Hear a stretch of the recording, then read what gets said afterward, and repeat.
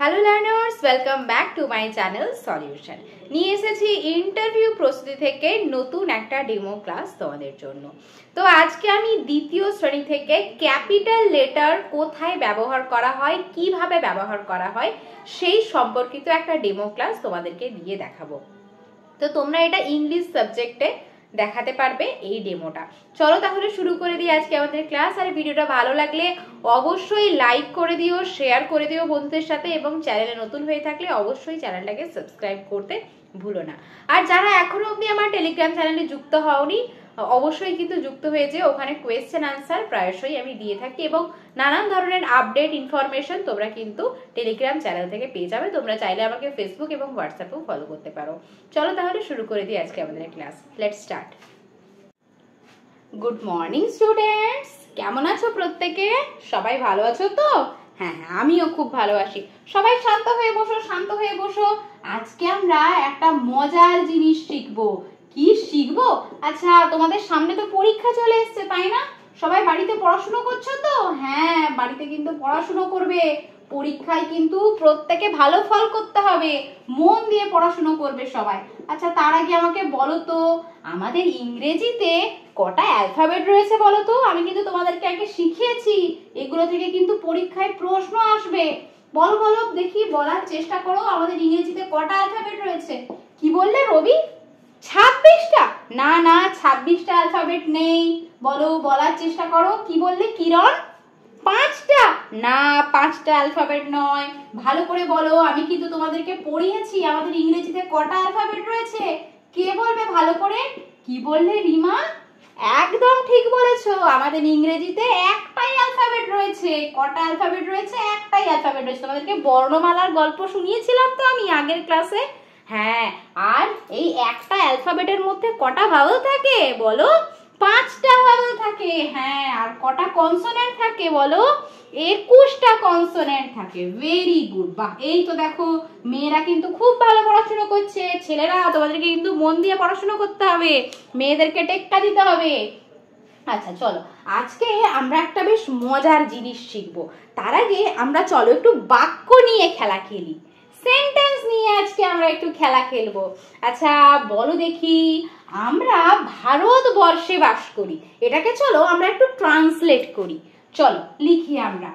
We, কি বললে? Leave. ভারতবর্ষের ইংরেজি কি বলো বলো?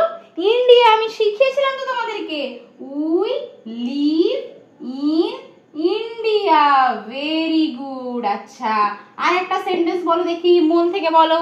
আমরা সবাই আমাদের স্কুলকে ভালোবাসি তো, তাহলে বলো I love my school. Very good, I love my school. আচ্ছা, খুব ভালো। আচ্ছা এবারে বলো, ছেলেরা কি বলছো? যে তোমরা ক্রিকেট খেলো। আচ্ছা ঠিক আছে, এটাকে ট্রান্সলেট করার চেষ্টা করি আমরা।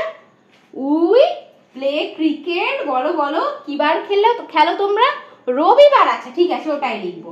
We play cricket every Sunday. Very good, তোমরা সানডে ক্রিকেট খেলো? বাহ বাহ, বেশ বেশ, খুব ভালো খুব ভালো। দেখো আমি এখানে অনেকগুলো বাক্য লিখেছি। কি লিখেছি? অনেকগুলো সেন্টেন্স এখানে লিখেছি, তাই তো? কি বললে? কি বলছো মিতা? এখানে ইন্ডিয়ার আইটা কেন বড় হয়েছে? কি বলছো প্রদ্যুৎ?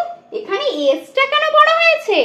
বাহ, তোমরা তো খুব সুন্দর পর্যবেক্ষণ করছো। চলো আজকে আমরা এর ওপরেই একটা বেশ ইন্টারেস্টিং জিনিস শিখবো। এই যে এখানে ইন্ডিয়ার আইটা বড় হয়েছে, এখানে দেখো উই এর ডব্লিউটা বড় হয়েছে, এখানে আই এর আইটা বড় হয়েছে, এখানে সানডে এসটা বড় হয়েছে। কেন এগুলো বড় হলো? দেখো সবগুলো তো আমরা স্মল লেটার ক্যাপিটাল লেটার তো শিখেছি, তাই তো? আমরা প্রত্যেকেই তো স্মল লেটার ক্যাপিটাল লেটার শিখে গেছি, তাই না? কিন্তু এখানে স্মল লেটার চলতে চলতে কেন এখানে ইন্ডিয়ার আইটা ক্যাপিটাল হলো? বা এখানে পুরো সেন্টেন্সে দেখো, প্রত্যেকটা সেন্টেন্সের শুরুতে কি আমরা শুরুটা কি লিখেছি? ক্যাপিটাল লেটার লিখেছি। কেন ক্যাপিটাল লেটার লিখলাম?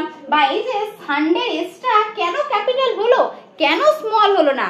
এর ওপরে আজকে আমি তোমাদেরকে একটা খুব ইন্টারেস্টিং গল্প বলবো। প্রত্যেকে কিন্তু মন দিয়ে শোনো, ঠিক আছে? আমি 3টে জিনিস বলবো, এই 3টে জিনিস মাথায় রাখতে হবে, তাহলেই আমরা জানতে পারবো কোথায় আমরা ক্যাপিটাল লেটার ব্যবহার করি। আজকে আমরা ক্যাপিটাল লেটার কোথায় ব্যবহার করি তার গল্প জানবো। কেমন? প্রথমেই জেনে রাখো, in case of I, in case of I অর্থাৎ যেখানে যেখানে আমরা সেন্টেন্সে বাক্যে আই ব্যবহার করব সেখানেই কিন্তু আমরা কি না আইটাকে ক্যাপিটাল লিখবো। দেখো এখানে কি লিখেছি, আই লাভ মাই স্কুল, তার মানে কি আইটা এখানে ক্যাপিটাল হবে। ঠিক আছে, বুঝতে পেরেছো? আর যখন সেন্টেন্সটা শুরু হবে, স্টার্টিং অফ এ সেন্টেন্স অর্থাৎ কি বললাম, স্টার্টিং এ যখনই একটা বাক্য শুরু হচ্ছে, ধরো এখানে একটা বাক্য শুরু হচ্ছে কি দিয়ে, উই দিয়ে শুরু হচ্ছে, আবার দেখো পরের বাক্যটা আই দিয়ে শুরু হচ্ছে, তার মানে যখনই সেন্টেন্সের শুরু হবে তখনই আমরা কি ক্যাপিটাল লেটার ব্যবহার করব। বুঝতে পেরেছো? আর একটা ক্ষেত্রেও আমরা ক্যাপিটাল লেটার ব্যবহার করব, যখন কোনো স্থানের নাম, কোনো দেশের নাম, কোনো রাজ্যের নাম, কোনো বিখ্যাত মানুষের নাম, কোনো সপ্তাহের বারের নাম বা নদীর নাম, পাহাড়ের নাম যখন আমরা ব্যবহার করব বাক্যে, তখন কিন্তু আমরা সেন্টেন্সে ক্যাপিটাল ব্যবহার করব। এই দেখো সানডেটা কি, সানডেতে তো একটা উইকের একটা বার, তাই তো, একটা সপ্তাহের একটা বার, রবিবার, তাই এখানে আমরা ক্যাপিটাল লেটার ব্যবহার করেছি। আচ্ছা, যদি আমি ধরো বলি তাজমহল, তাজমহল তো একটা বিখ্যাত মনুমেন্ট, তাই তো, তাহলে তাজমহলও কিন্তু আমরা টিটা ক্যাপিটাল ব্যবহার করব। তাহলে বুঝতে পেরেছো আমরা এই তিনটে ক্ষেত্রে আমরা ক্যাপিটাল লেটার ব্যবহার করতে পারি। প্রত্যেকে বুঝতে পেরেছো তো? পরীক্ষায় কিন্তু এটা থেকে প্রশ্ন আসবে। কেমন? চলো আমি তোমাদেরকে একটা এক্সারসাইজ দিচ্ছি, তোমরা আমাকে করে দেখাও তো। আই অ্যাম মৌলি। আচ্ছা এবারে বলো তো, এই সেন্টেন্সটাকে সবাই কারেক্ট করে লেখো। বলো তো কি হবে? একদম ঠিক বলেছো, এখানে আইটা কি হবে, আইটা স্মল আছে, এটা কি হবে, ক্যাপিটাল হবে, তাই তো।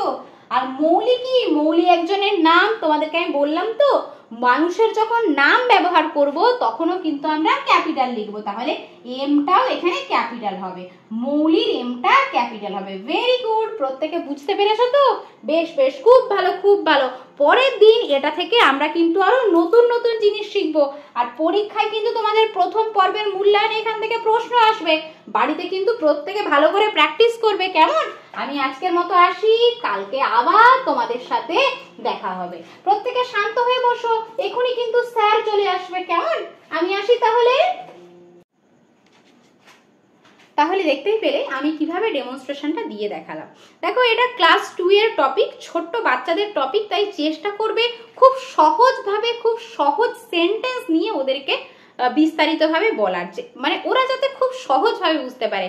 দেখো এখানে তুমি তো ইন্টারভিউ দেবে, বা কেউ হয়তো মাইক্রো টিচিং এই ধরনের টপিক ইউজ করতে পারো, বা ম্যাক্রো টিচিং এর ক্ষেত্রে, তো সেক্ষেত্রে বলবো খুব সহজ বোধ্য ভাষা কিন্তু ব্যবহার করবে। যেহেতু ক্লাস 2 একদম ছোট্ট বাচ্চা, এমন কিছু সেন্টেন্স, এমন কিছু ওয়ার্ড ব্যবহার করবে যেগুলো কিন্তু তাদের অতি পরিচিত, যেগুলো তারা পরিচিত, তাদের পরিচিত এমন কিছু শব্দ, মানে পূর্ব জ্ঞানের উপর ভিত্তি করে তোমরা কি পরবর্তী যে লেসনটা সেটা দেবে, এটুকুই বলা। আর কোয়েশ্চেন এখান থেকে যারা ইংলিশ অনার্স রয়েছে, তো এখান থেকে সেরকম ভাবে চ্যাপ্টার ওয়াইজ বা ক্লাস রিলেটেড কোনো প্রশ্ন না করলেও গ্রামার রিলেটেড কোনো হয়তো প্রশ্ন তোমাদেরকে জিজ্ঞাসা করতে পারে। তো বেসিক গ্রামার প্রত্যেকে রেডি রাখবে, টেন্স, তারপরে ভার্ব, তোমাদের অবজেক্ট থেকে, সাবজেক্ট থেকে, বা passive voice, active voice, narration change, এগুলো থেকে কিন্তু যারা ইংলিশ অনার্স রয়েছে তাদের সাবজেক্ট ইংলিশ, যারা অনার্সটা শো করবে, বেসিক অবশ্যই এগুলো রেডি করে যাওয়া দরকার। কখনো কখনো জিজ্ঞাসা করে যে এই সেন্টেন্সটাকে প্যাসিভ ভয়েসে করলে কি হবে,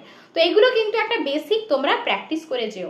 আজকের মতো এই পর্যন্তই। ভিডিওটা ভালো লাগলে অবশ্যই লাইক করো, বন্ধুদের সাথে শেয়ার করো, এবং চ্যানেল নতুন হয়ে থাকলে অবশ্যই চ্যানেলটাকে সাবস্ক্রাইব করে দিও। আজকের মতো এই পর্যন্তই।